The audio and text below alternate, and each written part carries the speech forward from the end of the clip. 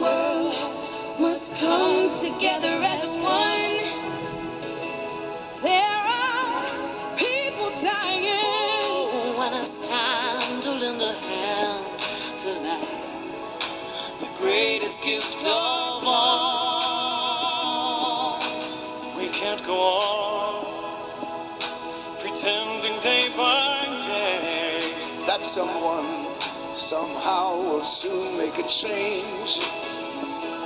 We are all a part of God's great big family, and the truth, you know, love is all we need. We are the children. We are the ones who make a brighter day. So let's start giving.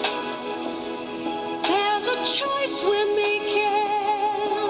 We're saving our own lives. It's true, we'll make a better day. Just you and me.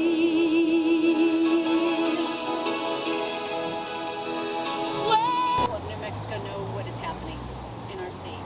Talk about the cuts. What kind of cuts are they in? Well, supposedly there's been fraud, so there's been audits, and what we don't know, because the audits haven't been released, is what we were actually doing wrong. So because of the audits, they're saying we were doing fraudulent activity, but we actually don't know what fraudulent activity there was because they're not releasing that to us. And so that's why we're part of this march, is to, like, we want answers. That's our main goal today, is that we want answers. Is the state keeping this hush-hush? Yes, the state is keeping, I believe Susana Martinez is keeping this hush-hush for whatever reasons she has. We don't know, but they're not giving us this information. Now talk about how this doesn't affect just the businesses. This affects 700,000 clients. Yes. This is why we organize the march, is because the clients, the people that need help, this is affecting them. These are fragile lives that are being affected in our state. So it's not about the workers, it's not about the therapists that are involved. It's about the people, and it's about the families and the children and the communities, because it's all connected. Do you think people out in the community don't know what happened? I think the majority of the people in New Mexico do not know what's happening. So today we hope to build that awareness. What do you hope to achieve with your march today?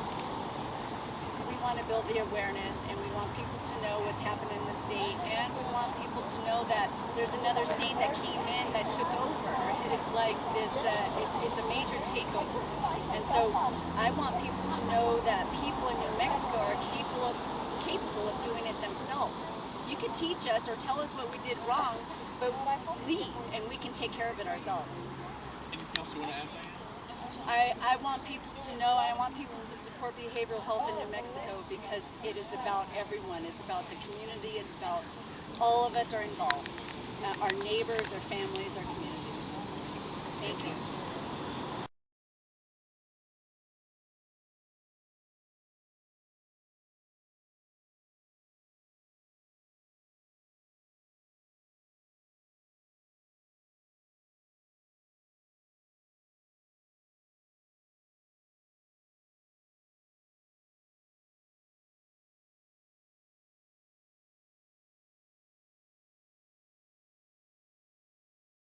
Student at Southwestern College here in Santa Fe, New Mexico.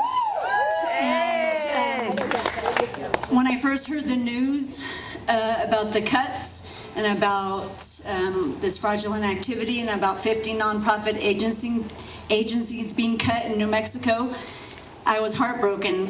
I didn't know what to do.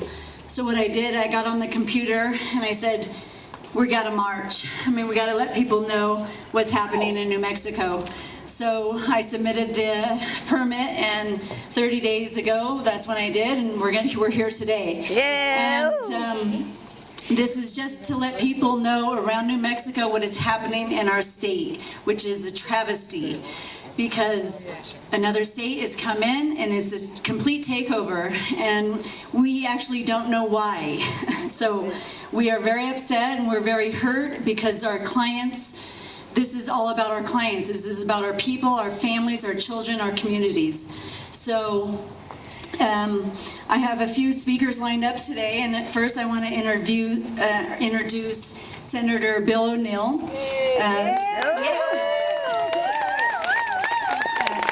Senator Bill represents Albuquerque's North Valley and has been very instrumental in leading the fight to reverse this ill-conceived severing of funding to our New Mexico behavioral health nonprofits.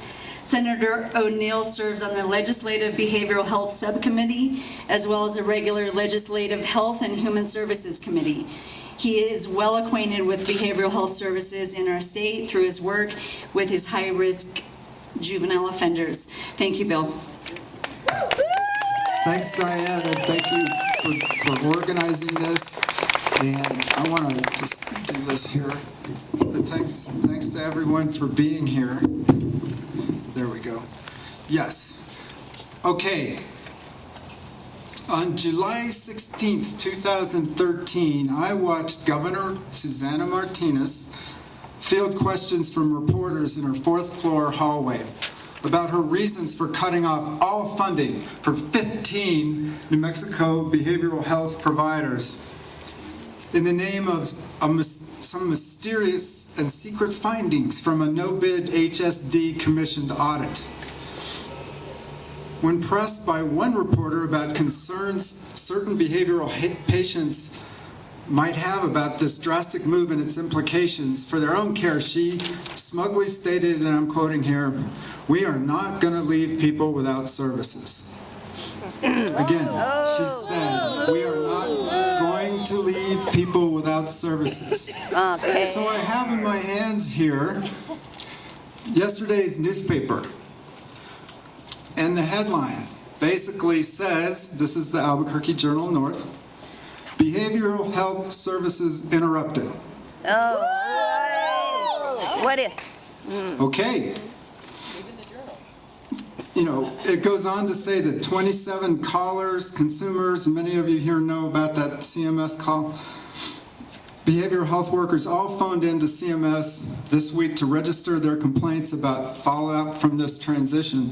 The article goes on to quote Paul Weeks, a former therapist with Valencia County Counseling in Los Lunas, who said they had lost 9 of its 12 therapists as a result of this cessation of service since the governor went on camera in July. Okay? Yeah. Clearly the governor was wrong. You know, ever since I heard that, and I've been on these committees where we hear HSD explain their actions, and just the way they talk so blithely and confidently about the smoothness of their transition, air quotes, I have been wondering how they could have presented it like that. I mean, why would she make such a public statement?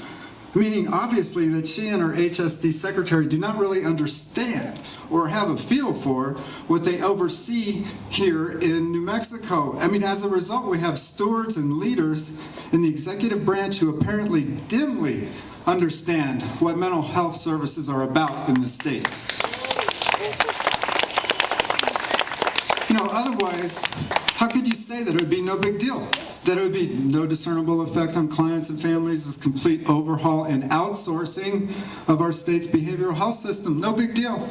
That's what they said. They're ignorant. They don't know. They don't know anything. They don't even know what they preside over, obviously. As most of you in this crowd know firsthand, our behavioral health client base is fragile. Their commitment to therapy and their willingness to work with one particular therapist, for example, is tenuous in the best of circumstances. These are so often high needs and vulnerable individuals, young and old. They do not handle change easily. Or the elimination of a local provider that they have come to know and trust. So, now to the learned group up there on the 4th floor, when you say to them, high needs, vulnerable individuals, I'm just not sure really if that registers. I mean, I don't know if they really care or know what you're talking about. I'm just judging on their actions. But to the people of our state, to my urban Albuquerque Senate District, to rural communities throughout New Mexico, it means everything. Yeah. vulnerable, high-needs people. Truly, we as New Mexicans take care of our own, especially those in need, those who do not fit in or maybe need special services. I know this to be true from my own work in the charitable sector. You know, we have a low per capita income rate in New Mexico, but we best any state with our generosity, and I know that firsthand. We care about our fellow people that are in need. We do. Amen. So these 15 providers, they're all rooted in the communities they serve. Alamogordo, Clovis, Tucumcari, Espanola. That is why my legislative colleagues on the other side of the aisle are hearing it, definitely, loud and clear from their angry constituents. Why would the governor do this? Constituents want to know. Why would these community-based companies not be given a chance to at least see the specific charges against them? Does not the governor understand the importance of due process? She's an attorney, right? Yeah.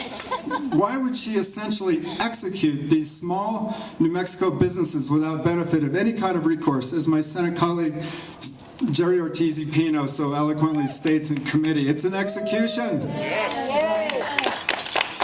It's a campaign contribution.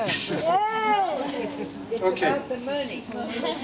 All right, so we've established that our executive branch dimly understands, at least I think we've established that they, dimly understand what mental health services are in New Mexico and its delivery.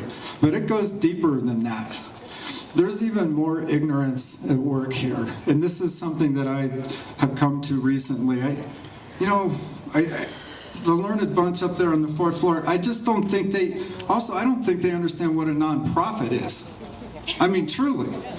Like why it exists, what it's like to be on a nonprofit board or a staff person, etc. I mean, I can only guess that they are so used to the halls of corporate power, so immersed, soaked in corporate culture, that they do not understand why a behavioral health concern would want or have to do grassroots fundraising like a dinner benefit, silent auction, raffle, golf tournament.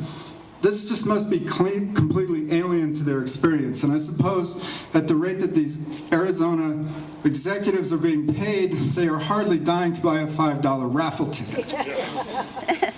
There are many other narratives to this issue that other speakers will get to, and I really, didn't mean to go on. This is about as long as I've ever spoken in public before, but it's important.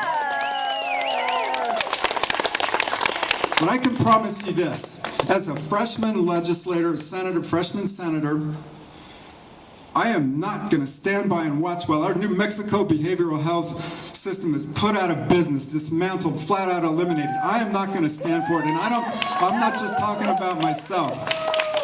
I know that I'm not alone here in the Roundhouse. Both Democrats and Republicans share my view. We as legislators have a responsibility to our constituents to undo this damage.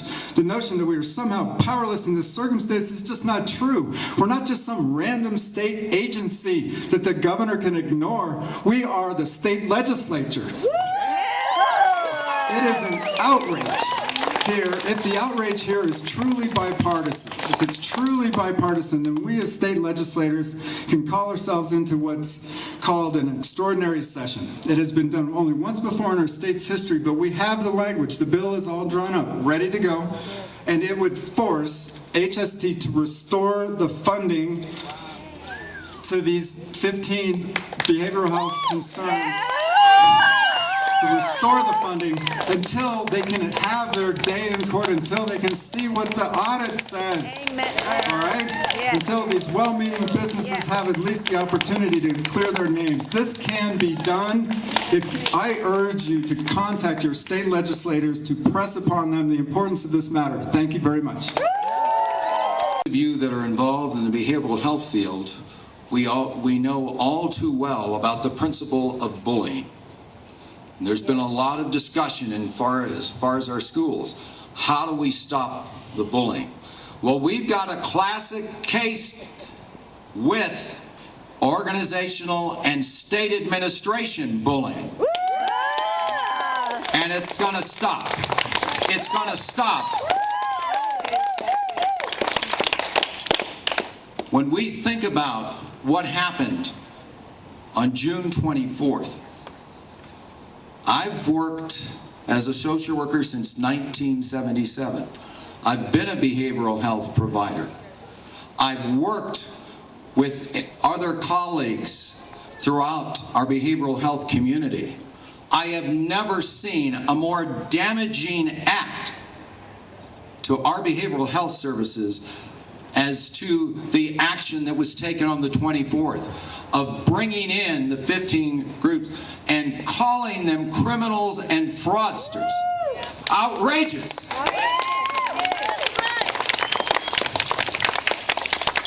What this is all about, and separates those that want to proceed forward in this transition and those that consciously say, no, we need to protect our children and families, is this. It really comes down to this. Do you believe in New Mexico? Do you love your state? Yes. Do you believe in its capacity to resolve its own issues? Yes. Or do you say, no, we can't manage our own organizations. We can't handle our own behavioral health. We have to send $18 million out of state to let somebody else try to resolve that. I say no. Last week, the Legislative Finance Committee voted 15-1, bipartisan, Republicans and Democrats, imploring our state government, Department of Human Services, stop these payments to Arizona. What was the comment? Actually, even before the committee hearing and the vote, regardless of what the vote is, we're proceeding with the payments. Yeah. With no explanation, with no rational reasoning as to what this was about, how they were being paid. We do know how. Think about these salaries. Think about, if we want to talk about curbing waste, let's look at those payments where we're flying people back and forth at $300 an hour. All of us should be outraged. All of us should be outraged. And I guarantee you, we're going to continue this fight until we get the answers. There's only one way right now to start the healing, and that's to stop the payments to these Arizona providers. Start the healing. Stop the payments. Start the healing. Stop the payments. Start the healing. Stop the payments. Start the healing. Stop the payments. Folks, I don't think the governor anticipated the outcry and the backlash that she is just beginning to see. Yes. The fight is on. Thank you.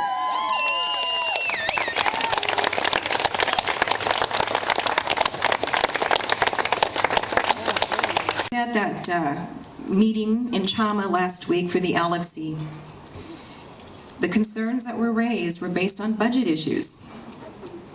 First, HSD came in and said, we need $7 million to help honor these contracts. Then they've come back and asked for a little more than $10 million. The questions asked were, when are you going to come back and say more?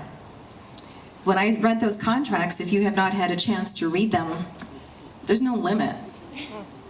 $300 an hour for a CEO, and yet the complaint, we haven't seen the audit, so we don't really know what they're dinging, what they are saying that our companies, our entities are fraudulent on.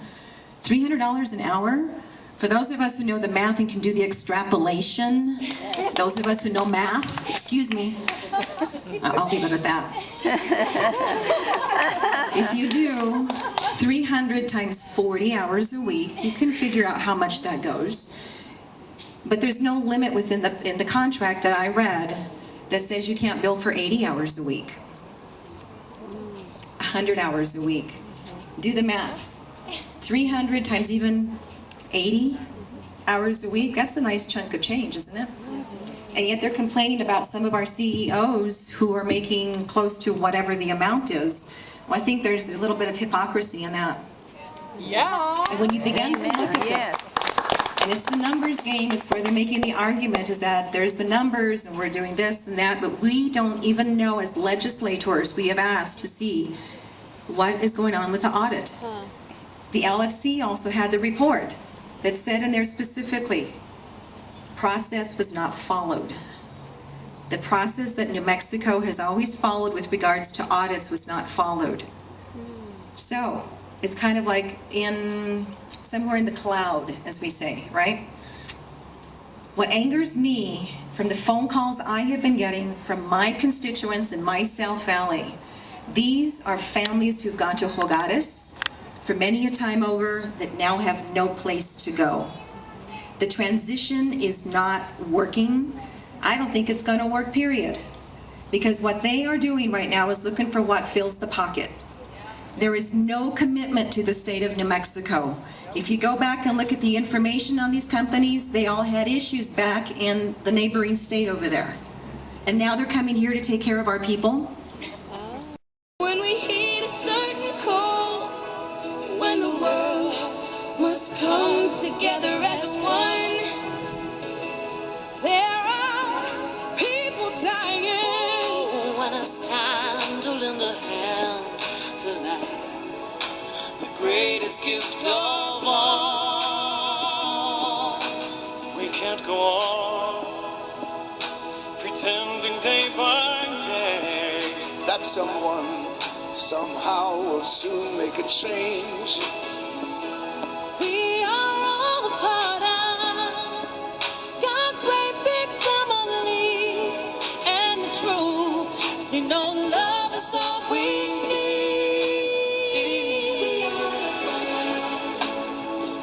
We are the children. We are the ones who make a brighter day, so let's start giving. There's a choice we're making. We're saving our own lives. It's true, we'll make a better day, just you and me.